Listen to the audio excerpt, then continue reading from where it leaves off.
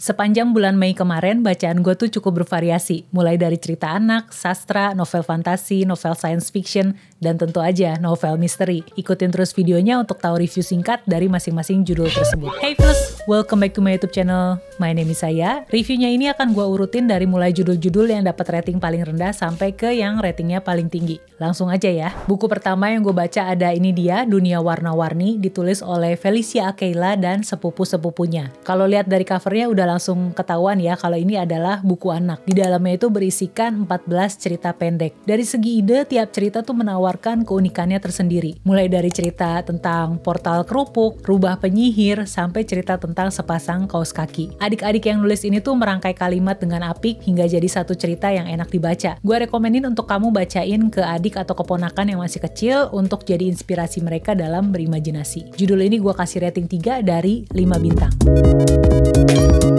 Berikutnya ada kumpulan cerpen, kalau yang ini sastra. Di dalamnya ada 12 cerita pendek, isinya tuh menyoroti kondisi-kondisi yang lumrah terjadi dan diturunkan secara turun-temurun dalam masyarakat. Kayak misalnya aja, jenis kelamin perempuan itu dilarang untuk pulang malam, harus membahagiakan suami, dan cenderung untuk dapat bagian sisa. Yang menariknya lagi, di beberapa cerpen tokoh utamanya itu adalah benda mati, seperti tiang listrik dan juga kumis. Absurd kan? Dan karena keabsurdannya itu, gue cuma bisa paham dan menikmati cerita pertama sampai ke 6. Sisanya gue dibuat mengerutkan kening. Judul ini gue kasih rating 3 dari 5 bintang. Lanjut gue baca novel fantasi, yaitu ini dia, Reinkarnasi Burung Langit, ditulis oleh Wisnu Suryaning Aji. Ini adalah buku kedua dari seri Legenda Perompak Naga, bercerita tentang Bajra, si juru masak yang sah jadi naga ke-14. Meskipun enggan, toh nyatanya dia sekarang adalah pimpinan dari kawanan perompak paling disegani di lautan dan berlayar di atas kapal ajaib bernama Naga Hijau. Di buku ini kita akan mengikuti petualangan dan perjalanan Bajra mencari rumah. Di sini tuh ada pengungkapan mengejutkan tentang sejarah para naga. Gue suka bagian itu. Sayangnya bagian awal di sini terasa membosankan, baru seru tuh sekitar halaman 250-an ke atas. Dari situ tuh gue baru bisa cepet bacanya. Meskipun ada juga keluhan di bagian itu, yaitu ada banyak informasi yang ditumpahkan penulis sehingga gue pribadi ngerasa kewalahan. Karenanya untuk judul ini gue mau kasih rating 3,5 dari 5 bintang.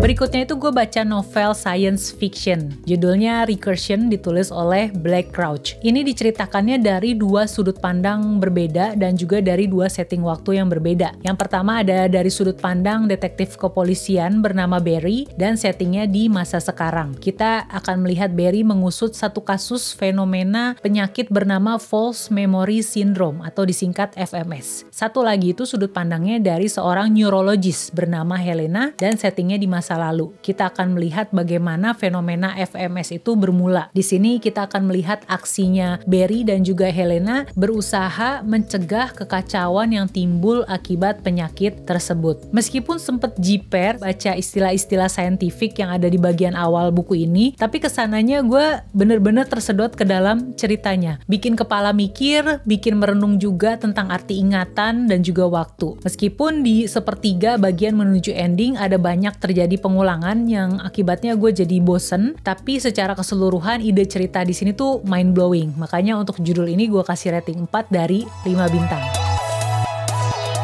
Lanjut gue baca novel misteri detektif yaitu Angsa dan Kelelawar, ditulis oleh Keigo Higashino. Buku terbaru dari sensei ini menyuguhkan cerita yang berlapis dan juga mengusut kasus yang terjadi 30 tahun lalu alias cold case. Dan lagi-lagi eksekusinya tuh keren. Gue udah bahas secara mendetail di satu video khusus yang ini kamu bisa nonton di situ. Dan untuk judul Angsa dan Kelelawar gue kasih rating 4 dari 5 bintang.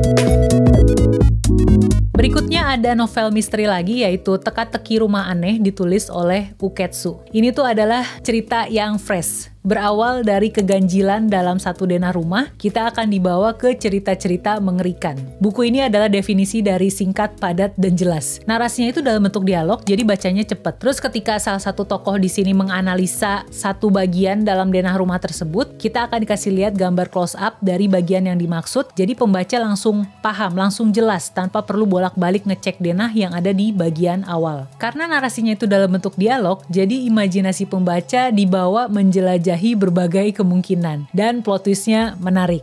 Gue puas sih. Meskipun demikian ada beberapa plot hole yang mengganjal dan tidak terjelaskan bahkan sampai akhir cerita. Karenanya untuk judul ini gue cuma bisa kasih rating 4,5 dari 5 bintang.